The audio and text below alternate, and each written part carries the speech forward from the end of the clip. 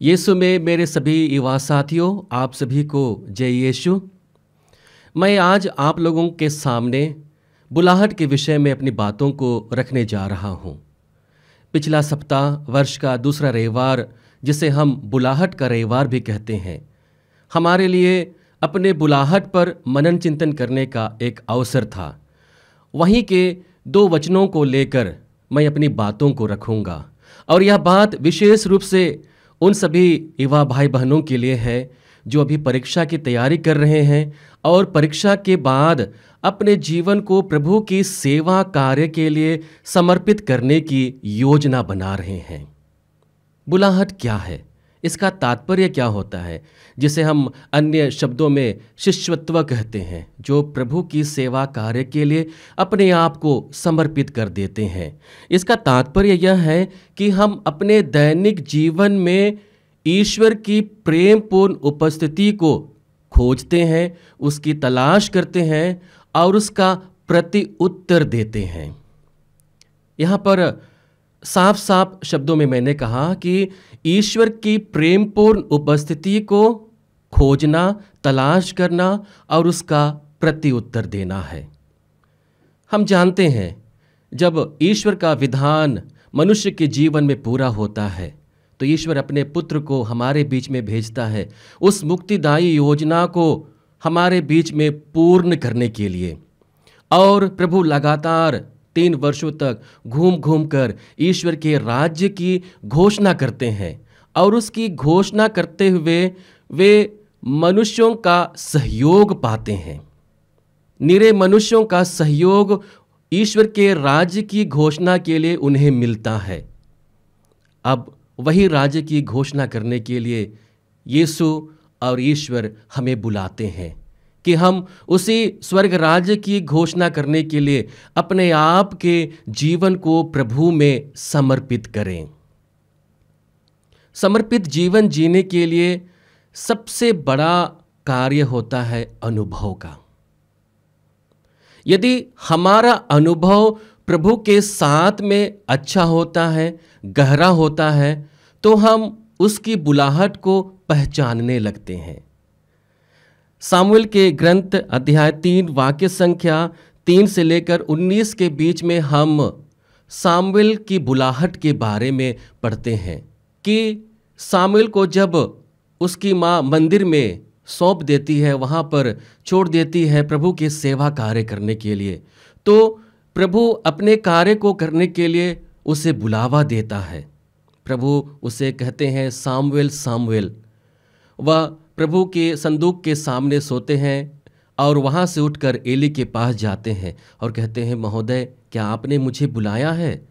और यही घटना 3 बार होती है और एली उससे कहते हैं कि मैंने नहीं बुलाया है, आप जाकर आराम कीजिए। यहाँ पर हमारे लिए सोचने वाली बात है। वचन में हम पढ़ते हैं, सामुएल प्रभु से परिचित नहीं था। वचन क्या कहता है?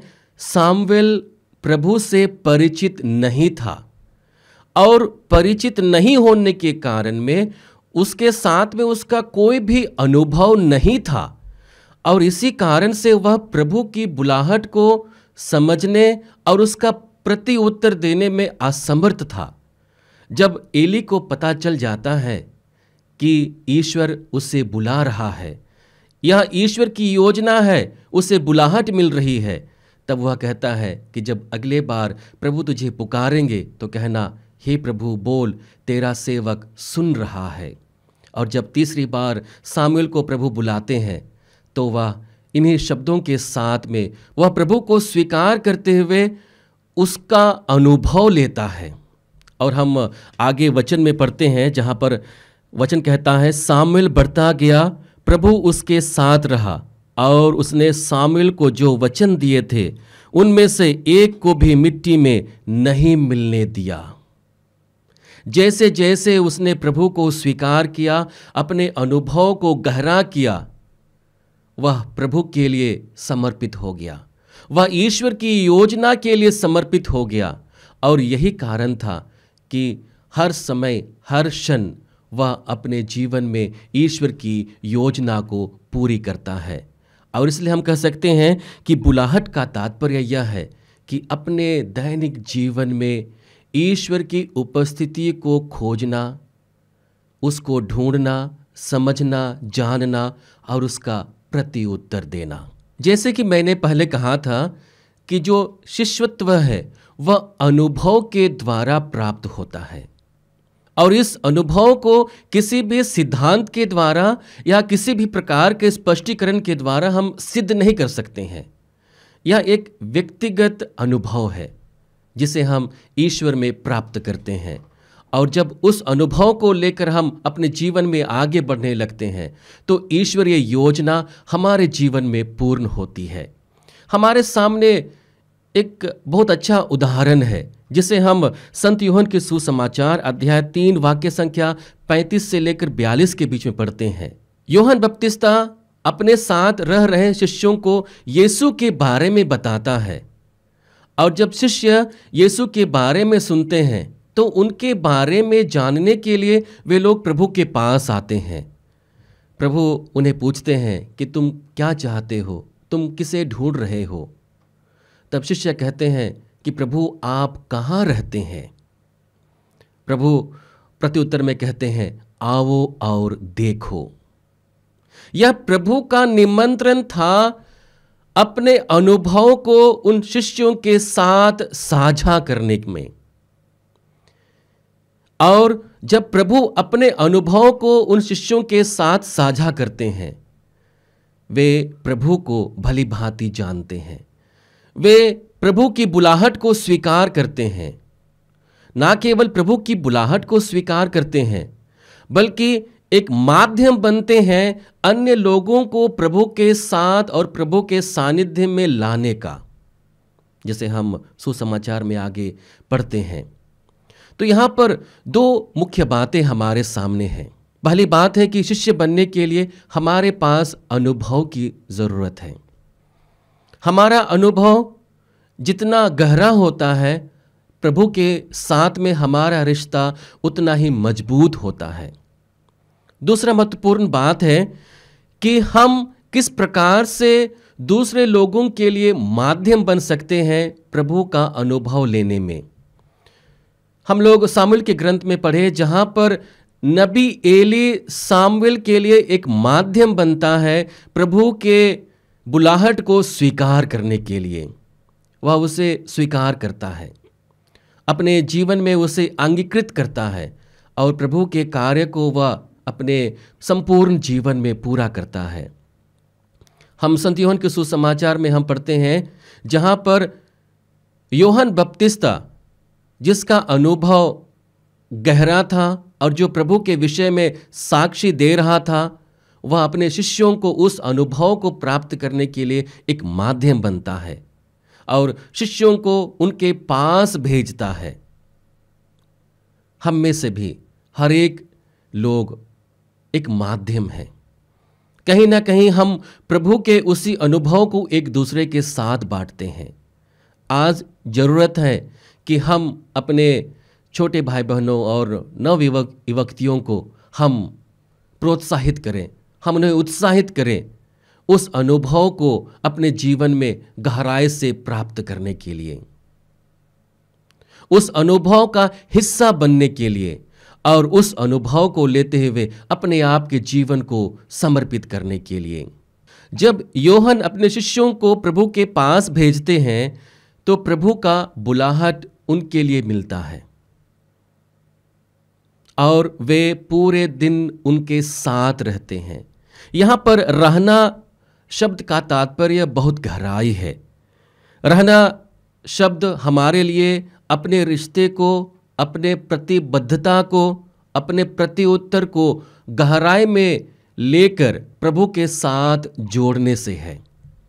शिष्य लोग संभवतः जाकर प्रभु के अच्छे कार्यों को देखा, उनके गवाही बने, उनको जानने का, सुनने का और समझने का अवसर मिला, और उसी अवसर को प्रभु अपने शिष्यों को देते हुए कहते हैं, आओ और देखो। आज ज़रूरत है हम में से हर एक लोगों को प्रभु के उसी अनुभव को बांटने के लिए, प्रभु के उसी अनुभव को अपने नव युवक युवतियों के जीवन में साकार करने के लिए, उन्हें मदद करने के लिए। जैसे ही वे अपने जीवन में उस अनुभव को प्राप्त करते हैं, वे एक अच्छे प्रभु के शिष्य बन जाते हैं। आज हम भारतवर्ष के एक महान संत जोसेफ वास का पर्व दिवस मना रहे हैं। उनके जीवन की दो बातें महत्वपूर्ण हैं। वे सबसे पहले तो बहुत ही धर्मी थे, विश्वासी थे, अपने विश्वास के बहुत पक्के थे, जिसे उसने अपने परिवार के माध्यम से पाया था। दूसरा था, यूखरिस्ती संस्कार में उसका विशेष महत्व था। वे लगातार यूखरिस्ती संस्कार को लोगों के सामने लेकर जाते थे और पाप स्वीकार सुनते थे। और यही बात हमारे जीवन में भी लागू होती है, और यही कार्य हमको प्रभु में अपने अनुभव को गहरा बनाने के लिए मदद करती है। आजकल हम देखते हैं कि हम लोग मिसा पूजा जाना छोड़ दिए हैं। जब से ऑनलाइन व्यवस्था आई कोरोना काल से, बहुत सारे युवक युवतियाँ कहते हैं कि हमको जाने की ज़रूरत नहीं है, हम ऑनलाइन ही प्रभु के वचन को सुन लेते हैं, मिसा पूजा में भाग ले लेते हैं। बहुत सारे लोग प्रार्थना में नहीं जाते हैं, बहुत सारे लोग रिट्रीट में नहीं जाते हैं। और जब इन अवसरों में वे अपने आप को विलग कर लेते हैं, तो हम कैसे कह सकते हैं कि वे अपने अनुभव में ईश्वरीय अनुभव को लेकर आएंगे? संभवतः संसार की भागदौड़ में और जितने भी उपकरण इस संसार में अभी तकनीकी के द्वारा प्राप्त हुए हैं, उनके उपभोग में हम इतने खो गए हैं कि केवल हमारे पास में उन्हीं का ही अनुभव रह गया है। हमारे पास में ईश्वरीय अनुभव को लेने के लिए, उसे महसूस करने के लिए कोई भी अवसर नहीं बच पाता है। हम बहुत अधिक व्यस्त हो गए हैं। हमें चाहिए कि हम अपने व्यस्तपूर्ण जीवन को थोड़ा विराम देकर अपने दैनिक जीवन में प्रभु का अनुभव लें। सामुएल की भांति हम प्रभु के वचन को स्वीकार करने और उसे सुनने में हम समर्थ हो पाएंगे। यूहन्ना के शिष्यों के भांति हम प्रभु के पास जाकर प्रभु के अनुभव को जीने और उसके लिए अपने आप को समर्पित करने के लिए हम वचनबद्ध हो जाएंगे। तो मेरे प्रिय युवा साथियों, हमें चाहिए कि हम प्रभु में अपने अनुभव को लगातार गहरा बनाते जाएं, और यह अनुभव हमें हमारे विश्वास में हमें मजबूती देगा, हमारे जीवन शैली को सुधारने में हमें बल देगा, हमारी सोच विचार में निपुणता को लाने के लिए और दिव्यता को लाने में हमें मदद करेगा। और इस तरह से हम पवित्रता की ओर आगे बढ़ते हुए ईश्वर की राज्य को अन्य लोगों तक पहुंचाने के लिए हम अपने आप को समर्पित कर पाएंगे। तो आइए हम जीवन के हर एक अवसर पर लगातार प्रभु को अनुभव करें और दूसरे लोगों के लिए भी अनुभव करने का एक अच्छा माध्यम बने। आप सबों को जय यीशु।